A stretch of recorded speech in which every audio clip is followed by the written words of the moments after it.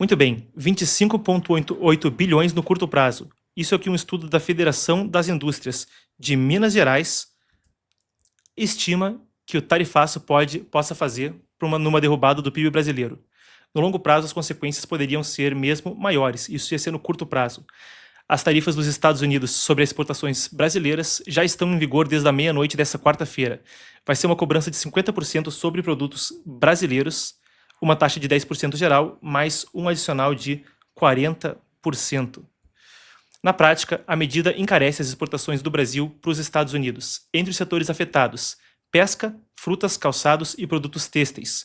Quase 700 tipos de produto entram no regime de exceção, entre eles suco de laranja, peças de aviões e por aí vai. Dados de um estudo da FGV mostram que o Norte e o Nordeste são as regiões mais afetadas. Segundo uma estimativa do Ministério do Desenvolvimento e Indústria, cerca de 35,9% das exportações brasileiras para os Estados Unidos vão ser impactadas.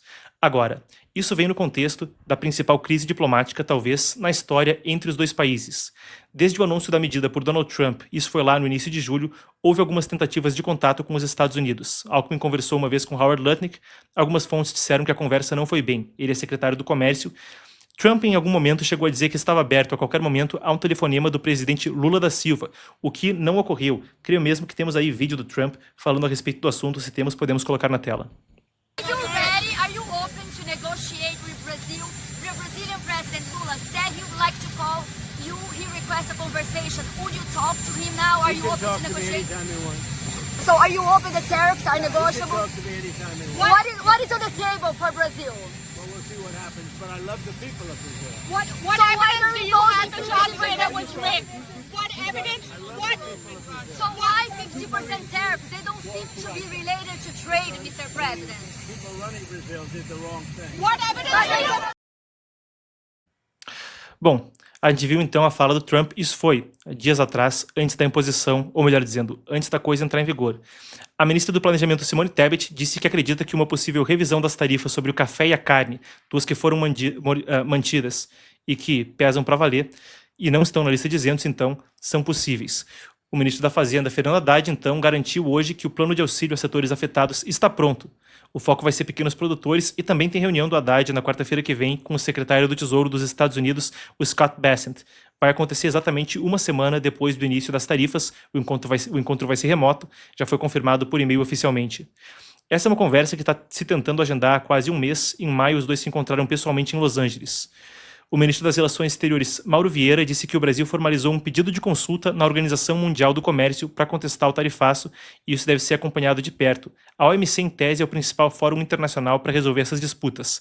Entretanto, a gente vai ver o que acontece agora, mas o mecanismo estava, a princípio, parado pela falta da indicação de um juiz para o mecanismo de apelações. Basicamente, desde 2019, não se resolve nada por ali. Agora, isso é interessante quando a gente tenta colocar numa perspectiva e tenta entender quais são os motivos pelos quais isso acontece.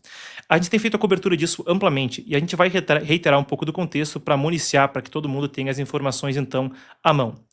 Um dos pontos a ser endereçado é o mais óbvio e aquele que estava mesmo nas cartas do presidente americano Donald Trump, o que ele considera uma caça às bruxas a um aliado local, o ex-presidente Jair Bolsonaro.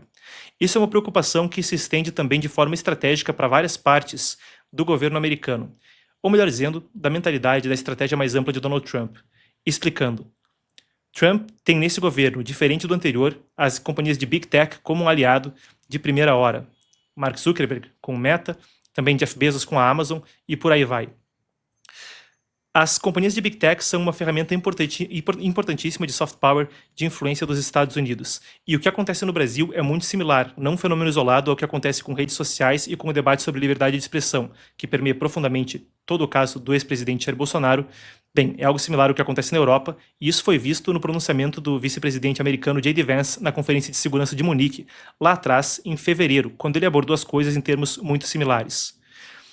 O foco para a América Latina também vem por conta de Marco Rubio, primeiro secretário de Estado latino na história dos Estados Unidos, chefiando as relações exteriores. Ele, cuja família sobreviveu ao regime comunista cubano, não tem apreço por uma região tão alinhada a governos que não são tão distantes da Cuba que oprimiu sua família. Ele também criticou recentemente o julgamento como lawfare do ex-presidente colombiano Álvaro Uribe, disse que era perseguição, e na Venezuela um foco em particular, 25 milhões de dólares, por informações que levem à detenção de Nicolás Maduro. Ele chama de narcoterrorista e indica assim a organização a qual Maduro pertence, o Cartel dos Sóis, organização terrorista, uma classificação que aconteceu na semana passada. No meio de tudo isso, a região se inclina mais e mais para a China. O Brasil substituiu os Estados Unidos com a China como principal parceiro comercial lá atrás, em 2009. Uma coisa que foi vista em países por toda a América do Sul. Se a gente tira o México aí da jogada, a gente pode falar por toda a América Latina. Agora a gente aguarda para ver o que vai acontecer. Agora circulou a informação que o presidente Lula disse que não teria, então, um propósito para falar com o presidente americano. Enquanto isso, vale dizer que a China se manifestou. O ministro das Relações Exteriores chinês, Wang Yi, conversou com Celso Amorim, assessor especial para a presidência da República. A China prestou aí uma solidariedade e disse que via a coisa como delicada. Bem, as palavras não são essas. Prestou uma solidariedade e disse que era injustificável o que fazia o governo americano. Quando a gente coloca as coisas nessa proporção, a disputa entre a China e os Estados Unidos, um, o principal adversário geopolítico do outro, parece encontrar aqui também um ponto onde as coisas convergem quando a gente fala das tarifas. Mas as tarifas podem não parar por aí. A gente está aguardando um grande pronunciamento de Donald Trump hoje à noite depois, e o que pode vir dali, seria tarifas secundárias sobre países fazendo comércio com a Rússia em virtude da falta de um cessar-fogo na Ucrânia. Entre os países afetados poderia estar o Brasil, quando a gente fala de energia e fertilizantes. Então as tarifas podem não parar com esse tarifaço, mas vir ainda tarifas secundárias. A ver. Antes da gente fechar o segmento, vale a pena um breve comentário. Esse é um momento onde mais e mais parece que, com a tensão que vem em virtude disso, a disputa eleitoral de 2026 está antecipada no debate público. Eu passo com vocês por alguns dos dados de pesquisa recentes à luz de tudo isso. Pesquisa Datafolha do final de semana mostra que Lula lidera com 39% das intenções de voto, seguido por Bolsonaro com 33%. Em um cenário sem Bolsonaro, Tarcísio de Freitas, governador de São Paulo, estaria com 21%. Apesar do tarifaço americano, Lula também ampliou a popularidade levemente, 40%. Ou melhor dizendo, 40% avaliam o governo como ruim ou péssimo, contra 29% que consideram bom ou ótimo. Ainda uma desaprovação muito grande. Isso foram 2.004 pessoas ouvidas, com a margem de erro de 2 pontos percentuais. Mas existe aí alguma coisa que não bate quando a gente fala de uma e outra pesquisa. Por isso a gente também tenta trazer uma variedade de fontes para você formar a própria opinião. Na segunda-feira também vem pesquisa do IBESP, que mostra um cenário diferente, com Bolsonaro à frente com 37,6% dos votos, das intenções de voto para a eleição de 2026, e Lula com 28%, números aí tão drásticos que parecem ser o oposto. Segundo a IBESP, a vantagem de Lula ficaria só na região norte e nordeste. Cerca de 22% dos entrevistados nessa segunda pesquisa não manifestaram preferência por nenhum candidato e 12% de indecisos. Em uma possível disputa com Eduardo Bolsonaro ou com Tarcísio de Freitas, aí sim Lula, segundo o IBESP, passaria também a liderar. A pesquisa também revelou que 25% dos entrevistados considerariam Lula o principal responsável pelas tarifas impostas a Trump. Depois, 20% apontam o próprio Trump e 11% culpariam Jair Bolsonaro.